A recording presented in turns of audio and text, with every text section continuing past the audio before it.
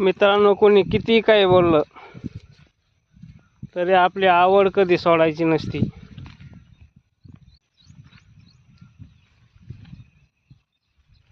पहिली आपली आवड पूर्ण करायची, कोणी काही बोलू. बरोबर आहे ना? कसं आहे,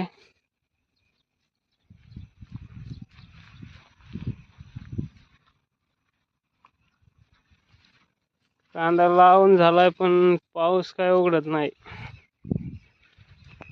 एवढा पाऊस आहे, काल सकाळपासून चालू आहे, सूर्य सुद्धा दिसत नाही.